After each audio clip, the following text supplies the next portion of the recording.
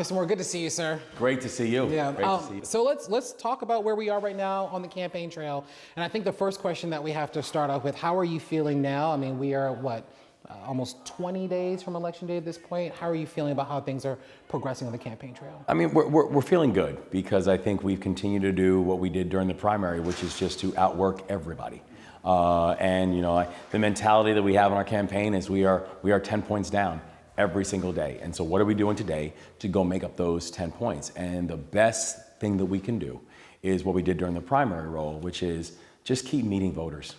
Just keep meeting them where they are. Just keep on listening to their hopes, their dreams, their aspirations, sharing our vision, our values, and showing that we have a bold and a collaborative future and a plan to make sure that we can build an inclusive Maryland as we're going forward. It's interesting that during part of the campaign trail, you guys have spent a lot of time on the Eastern Shore in heavily red counties. Intentional? Very intentional. You know, I said during this entire process that we are going to go everywhere.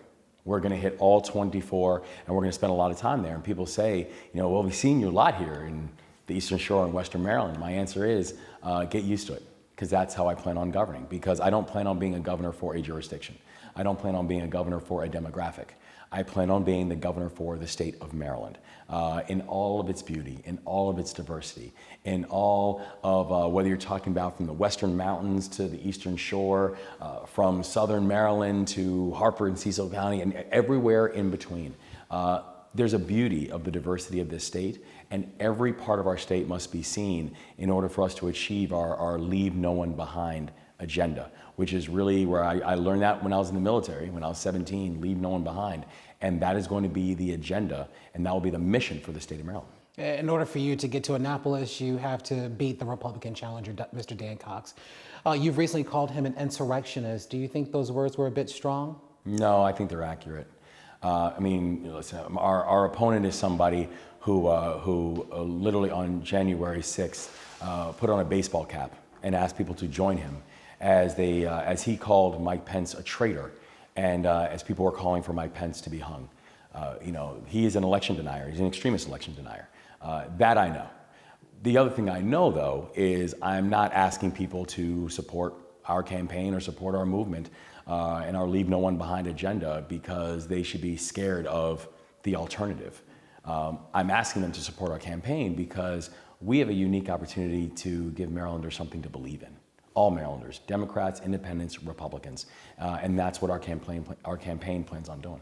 Mr. Cox has criticized you, saying that you decline consistently to debate, participate in events where he is also present as well. Can you speak a little bit about that? I think the only time that we will see you two together will be the debate that will take place this week. Yeah, and I'm looking forward to debating him.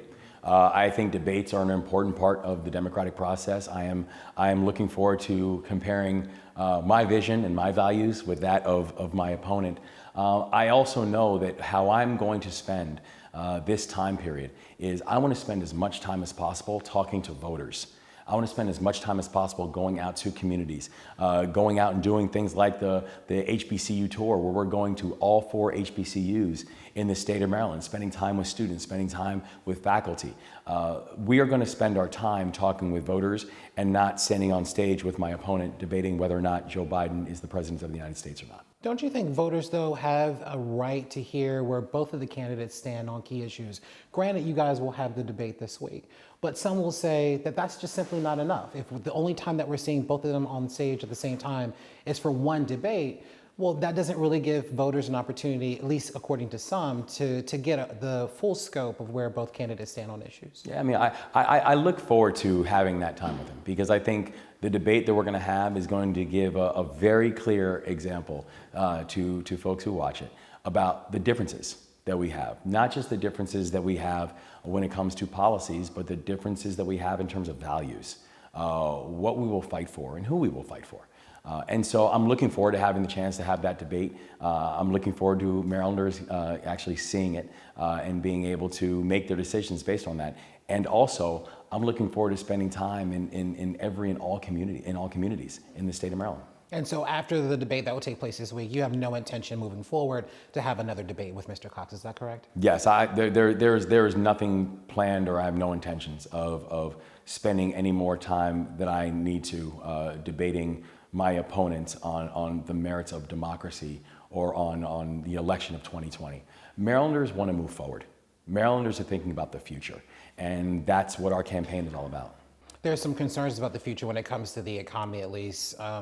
Analysts are predicting that we could dip into a rather deep recession going into the early part of next year, which would mean that you would be coming into office during some really tough economic times for Marylanders that are already dealing with crippling gas prices to some, taxes that are still high in an economy that's looking bad, and student debt relief that's still a bit murky at this point. What are you going to do about all of that? Well, the biggest thing that we have to do in order to make sure that our economy can get going again is we need more participants in that economy.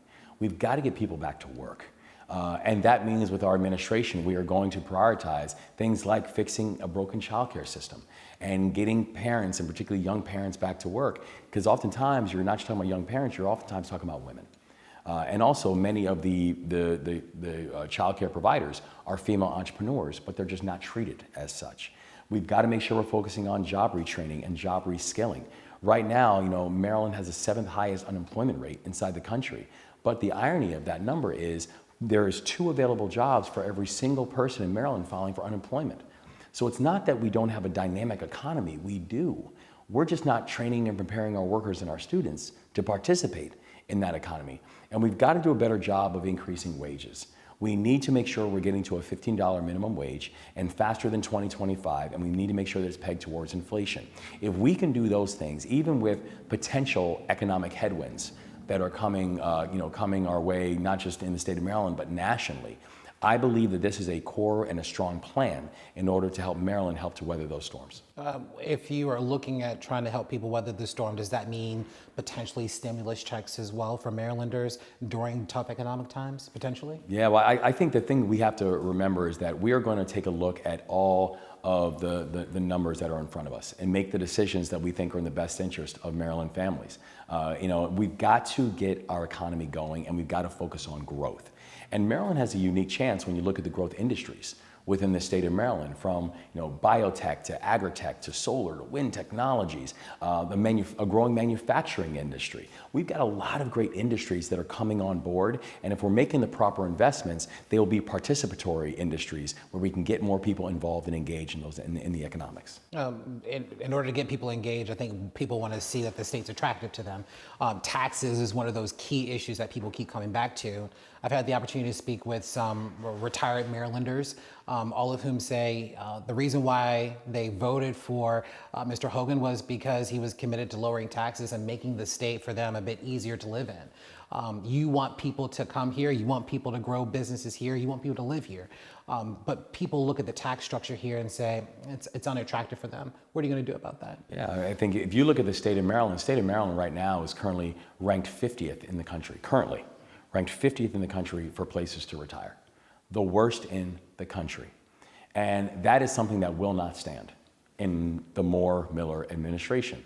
And we're going to focus on all the things that's going to make Maryland a better place to not just come and grow and build and generate economic and entrepreneurial activity, but also a better place to retire. And that means we are going to take a look at tax rates and being able to say, how do you come up with a proper tax structure that is competitive, but also equitable for people inside of the state of Maryland. It also means we have to address the other things that people look at when it comes to whether it's a person choosing to retire or whether it's a business choosing to come to the state of Maryland. Because they're also going to ask questions like, tell me about your transportation system. Tell me about public safety. Tell me about education, either for my children or for my grandchildren. These are all things that people are asking when it comes to where do I want to be and where do I want to stay and where do I want to retire. And for all those voters who are saying that's an important issue, I would say that if you look at the very comprehensive plan that we have pulled together around these issues, you will see that I'm focused on economic growth. I'm focused on ensuring that every Marylander has a chance to participate in that economic growth, and I'm focused on making sure that this is a better place to come and stay and build and retire. Does that mean tax cuts? Well, I mean, I think we are going to, the intention that we have is that we have, first of all, no intention of raising taxes, but eventually we do want to get to a point that we can actually lower taxes. And I actually think you can start with people like our retirees. You start with people like our public servants, because I do think there's a measure of tax relief that we've got to be able to present to those and incentivize them to stay. It's one of the reasons that I've said that looking at tax practices, for example, the fact that the state of Maryland is the only state in this country with both an estate and an inheritance tax. There are things that we've got to take a look at as a state to make our state both more competitive and also more equitable. Transportation is another issue. People often complain about the condition of roads throughout the state, saying that some are in rather disrepair and need immediate attention. What can we expect from your administration in the first 100 days as it relates specifically to that issue? Yeah, I mean, we are going to be asset mapping our entire state to make sure that people have a chance to go from where they live to where opportunities lie in a way that we're not doing right now. And we've got to address the issue of congestion. It is brutal for people to deal with the measures and the congestion times that we continue to have. And it's both environmentally, it's economically, and it's just psychologically damaging for families. And so we're going to make sure we're investing in transportation assets, but we're going to do it in a way that we are going to focus on, the equity of it, both who's building it and who can benefit from it. We're going to focus on the environmental impacts, because the environmental impacts of transportation projects are real and have to be factored in and thought through with all these conversations. And the third piece is there needs to be community involvement and community engagement. That local jurisdictions matter in all of this. And this is not about what we're going to do to local jurisdictions when it comes to our transportation practices, but what can we get done with them? And that will include things like addressing 270 in the Beltway. It will include things like making sure we're fixing the American Legion Bridge over this next decade, and it will include things like reviving the pipelining for the Red Line in the city of Baltimore. You spent a lot of time talking about the importance of engaging local jurisdictions as it relates to kind of moving the state forward. I'd imagine that is the same kind of posture that you have when it relates to crime as well. It's still an issue that's affecting many. Even in Prince George's County, we have the curfew that I believe is close to wrapping up at this point as a result of some recent crimes that we've had throughout Prince George's County. Where do you see this kind of coming to a head? How do you engage local jurisdictions to make the sort of investments, come up with the sort of policy that's necessary to drive the crime down? Yeah, I mean, and this all has to be partnership. The job of the governor is not to look at the local jurisdictions and say, do better on crime. There's a partnership role that the state government has got to play. And that includes, if we're going to prioritize things like getting and keeping violent offenders off of our streets, which we've got to get done. That has got to happen in partnership with your local jurisdictions and also with our federal partners. When we are going to prioritize things that the state can uniquely do, for example, making sure that these illegal guns are they're staying out of our communities and out of our neighborhoods, that's something we do in partnership with our local jurisdictions and our federal partners. And so it will be the state's priorities to be able to address things like fixing a broken parole and probation system. Why 1/3 of all violent offenders are people who in some way, shape, or form are in violation of parole and probation. That's a state function. The state has to take leadership on that, whether it's taking state resources and putting them on loan to local jurisdictions to do things like helping to address the closure rate for violent crimes.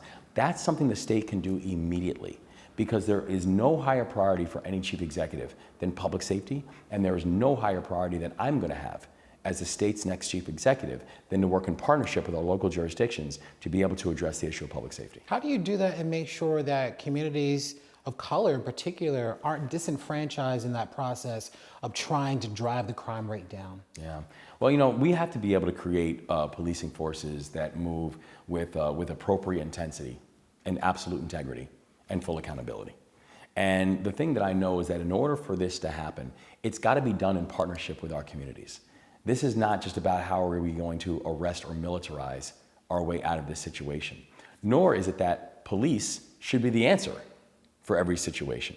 It's the reason why we're going to invest in things like these crisis intervention teams, where when you look at the fact that 41% of all 911 calls have some form of mental health break that's attached to it. And so is law enforcement the right people to be actually responding to a crime when it comes in on 911. It's making sure that we believe in community policing. We believe in the idea of communities being involved in not just reform efforts, but also community build-out efforts. And it does mean that we have to address the root causes of crime inside of our societies. That's education, it's transportation, it's housing, it's economic growth and economic development. That is at the heart of community supports. And so nothing can be done unless we have community buy-in, unless we have community involvement, and unless we have community leadership that's also at the table. What happened with the water bill? Well, as soon as I received word that I owed a water bill, we paid it, literally within hours. And we're currently now reviewing the accuracy of the charges. Okay. Is there a reason why the water bill hadn't been paid for all those months? Because I mean, I think the average person at home knows, like, okay, I got to pay the electric bill, I got to pay the water bill, I got to pay all these bills kind of every month. And I'm curious for you, what was that long lag time for? As soon as we received the bill, as soon as we received word that there was a payment owed on it, we paid it within hours. And again, are now going through the process of reviewing the accuracy. No, as we wrap up, I just kind of want to get this sense from you about, how you're feeling about all of this. I mean, the polls are very much in your favor. There seems to be tremendous support for your campaign outside of the state, inside of the state. There seems to be this level of enthusiasm that I think to an untrained eye appears that this will carry you over. And I wonder, have you had that moment to just sit and reflect about what potentially is on the horizon for you? I think Marylanders are ready. I think Marylanders, frankly, are ready to stop being at each other's throats. I think they're ready to focus on whether something is a good idea and not where the idea originated from. I think Marylanders are ready to be bold again. We're ready to do big things again. And I think, frankly, the political back and forth is exhausting. And so the thing I'm really excited about is we are seeing the enthusiasm all around the state. We're seeing the enthusiasm in Prince George's, and we're seeing the enthusiasm in Hartford. We're seeing the enthusiasm in Allegheny, and we're seeing it in Dorchester. I think what we are seeing right now is this state is ready to go big. And so when we talked about a leave no one behind agenda, an agenda that I learned in the Army, that you do not leave people behind. I think that's what Marylanders are rallying behind. That this is a time that Maryland is going to compete. This is a time that Maryland is going to build. This is a time that Maryland is going to grow. And this is a time that Maryland is going to win. And I think people are ready for that. What about you? I mean, I get the state obviously has an interest in this and everyone's excited about it, but there's still a man that's leading this, right? And I'm curious about you as the individual, about what does this mean for you and how you are taking all of this in? Yeah, I think the improbable journey isn't lost, right? I'm a third generation Marylander, and I'm also, and I was a kid who watched my dad die in front of me when I was almost 4 years old. I watched my mom, who was an immigrant to this country, really struggle with not just what this is going to mean for her, but what this is going to mean for her 3 children that she now had to raise on her own. And I saw how our tribe rallied. I saw how my grandfather, who was a minister in the Bronx, my grandmother, who was a school teacher in the Bronx, how they rallied, how my aunts and uncles and cousins, some of whom were educators in Prince George's County and postal workers, how they rallied. And it's powerful for me to think about that this child and this family who they rallied for now has a chance to become the next governor for the state of Maryland. It's humbling. And I think the thing that just continues to keep me going in this moment is we're now close to accomplishing the mission. That the mission is not just about an election, but the mission is how do we create a new way that the state of Maryland does business that sees and supports everybody and not just some. So I'm energized, and I'm excited that we're so close, and I know we've got a lot of work to do. You've been really kind of optimistic in your speech, right? Very hopeful. The political climate, as you know, is a lot more toxic than that. Is that sustainable? Is that something that can continue? I mean, where we are now, I think a lot of people look at it and they are really concerned about how democracy is looking, just overall. And people should be, because democracy is fragile, and democracy is not something that should be taken for granted. It's not guaranteed. And I think, the way I continue to look at it is, I think this is a moment for all of us to be patriotic about what it is that we're hoping for. And, I think about where my definition of patriotism was, I left my family and I put on the uniform of this country and I served as a member of the 82nd Airborne Division. And I think about my grandfather, who was born inside this country and eventually left when he was a toddler because the Ku Klux Klan ran my mom's side of the family out of this country. But my grandfather came back, became a minister, and he transitioned and died at 87 years old, and with a deep Jamaican accent. And but despite having a very deep Jamaican accent, he was maybe the most patriotic man I've ever met. He believed deeply in the promise of this country, as do I. And I do think where Marylanders are right now is they believe in what we hope to be. They believe in what we can be. But I think everyone also understands that the only way we are going to get there is if we figured out a way to do it together. And that's where I think, I put the focus of this campaign, and that's where we're going to put the focus of our administration. Is there anything else, sir, that you wanted to say that I didn't ask you? Anything else you feel is important for us to know? I'm excited, for the fact that we're getting a lot of big things done in Washington that are having direct impacts on Marylanders. I think about the PACT Act, for example, that was signed about a month back. That was incredibly important because there are thousands of Marylanders who are on the burn pit registry. People who I serve with, people like, the people who I serve with, because we saw how that was just a common occurrence, these burn pits that were happening in Afghanistan and Iraq. Passing the PACT Act that happened in Washington was a very big deal that will have big impacts on the people of Maryland. You look at the Inflation Reduction Act, which was a very big deal in Washington, because that is going to have direct impacts on our clean energy future here in the state of Maryland. We have very, very ambitious and bold goals when it comes to clean energy in the state of Maryland, and they cannot be done unless we have a partner on the federal side. And so I'm excited about the energy, the momentum that we're seeing in Washington. I'm thankful for our federal delegation who's continuing to keep Maryland first in these conversations, and I'm really excited to be their partner as we hopefully head to Annapolis in January.